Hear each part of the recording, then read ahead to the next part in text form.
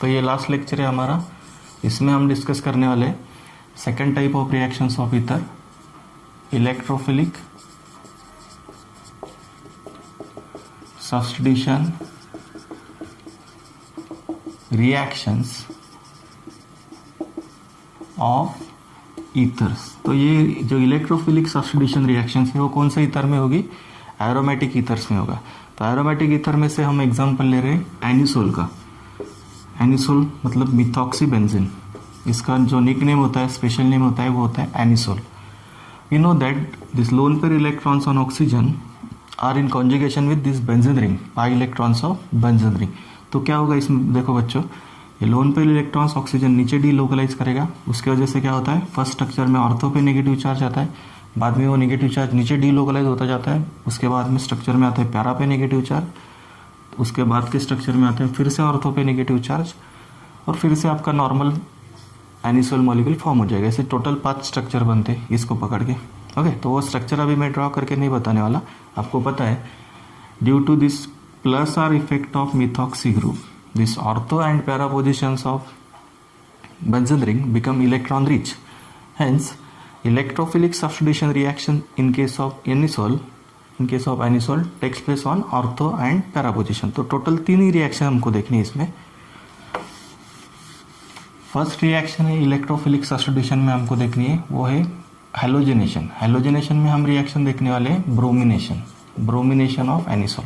Okay, तो देखो बच्चों, जब हम किसी एरोमेटिक ईथर को या फिर अल्किल एरिल ईथर को, यहाँ पे हमने कौन सा अल्किल ग्रुप लिया, मिथिल ग्रुप, तो इसका नाम होता है anisole. Okay, when this anisole treated with bromine in acetic acid, यहाँ पे सॉल्वेंट यूज किया जाता है एसिटिक एसिड। ब्रोमिनेशन में जो हम आयरन यूज करते थे या फिर Br3 लुईस एसिड कैटालिस्ट, वो यहाँ पे यूज नहीं करना पड़ता। क्यों नहीं यूज करना पड़ता? फिनॉल के बारे में भी वैसा ही हुआ था।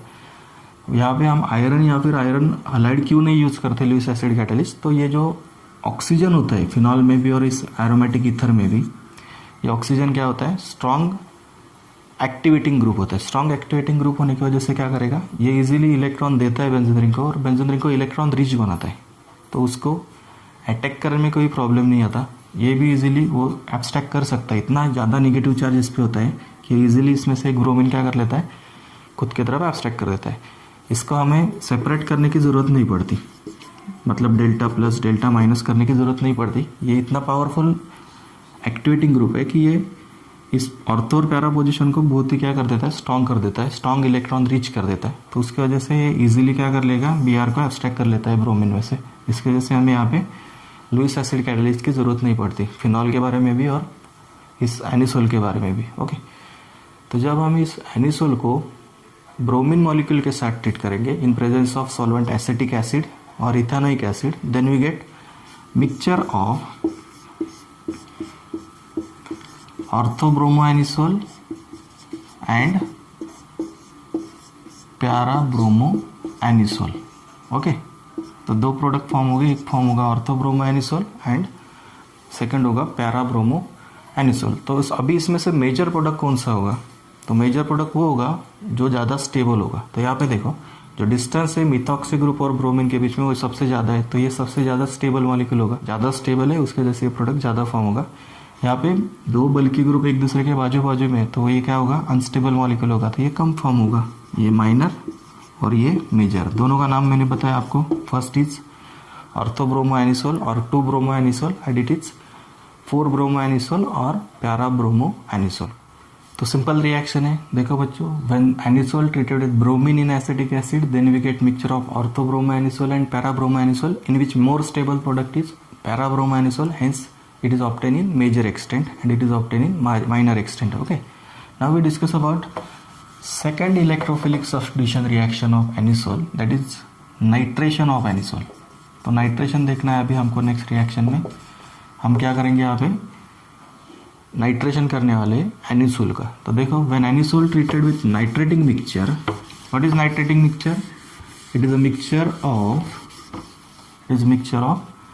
concentrated nitric acid and concentrated sulphuric acid. तो हम जब नाइट्रेटिक मिक्सचर के साथ जब एनिसोल को ट्रीट करते हैं तो क्या होता है, हमें यहाँ पे भी दो प्रोडक्ट मिलते हैं, दो प्रोडक्ट फॉर्म होते हैं। एक प्रोडक्ट होता है ऑर्थोनाइट्रोएनिसोल या फिर आप बोल सकते हो उसे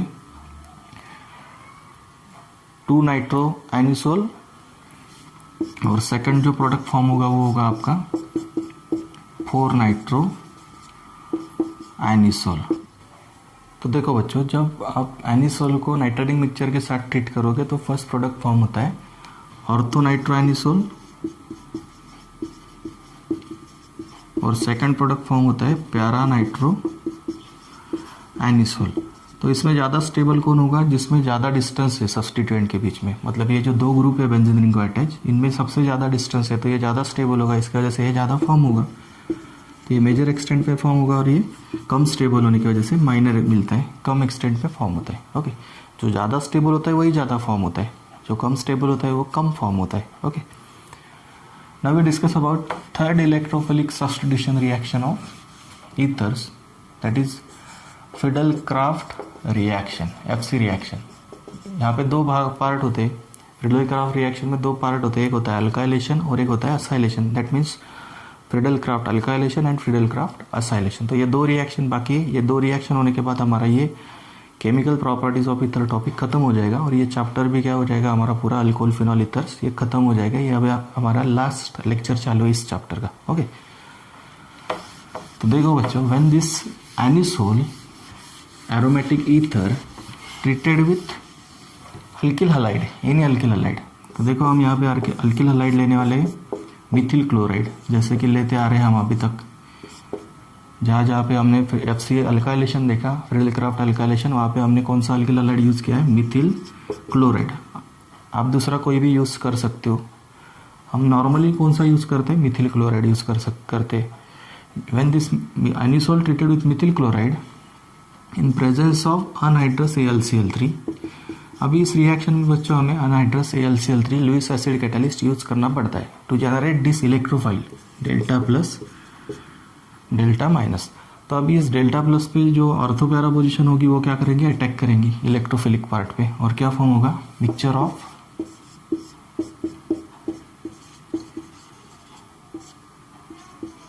ऑर्थोमिथॉक्सीटोलिन एंड पैरामिथॉक्सीटोलिन। फिर से जो मेजर प्रोडक्ट होगा वो कौन सा होगा आपका, जिसपे जो ये ग्रुप है वो उसमें ज़्यादा डिस्टेंस है।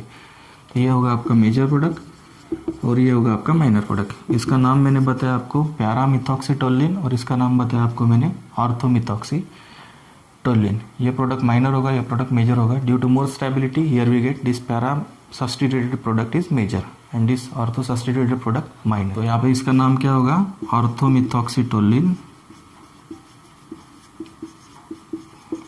और ये होगा आपका पैरामिथॉक्सीटोलिन।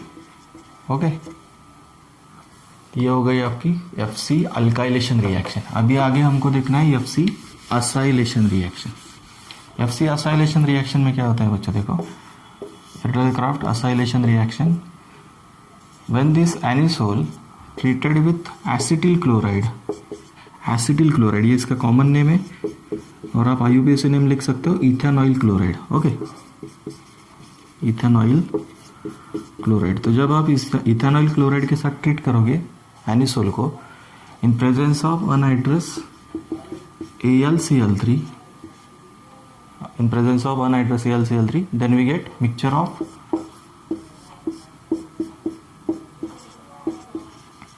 orthomethoxyacetophenone and पैरामिथॉक्सीएसीटोफेनॉन, OCH-COCH3 यानी C डबल बॉन्ड हो CH3। ओके, तो जब आप इस एरोमेटिक ईथर को इस एसिडिल क्लोराइड के साथ ट्रीट करोगे तो ऑर्थो और पैरा पोजीशन पे आपका ये इलेक्ट्रोफिलिक पार्ट ऐड हो जाएगा और ये न्यूक्लियोफिलिक पार्ट AlCl3 के साथ चला जाता है, कॉम्प्लेक्स फॉर्म होता है। ओके, तो ये ऑर्थो पे सब्स्टिट्यूट होगा एक प्रोडक्ट में और एक प्रोडक्ट में पैरा पे सब्स्टिट्यूट होगा और आपको ये दो प्रोडक्ट मिलेंगे।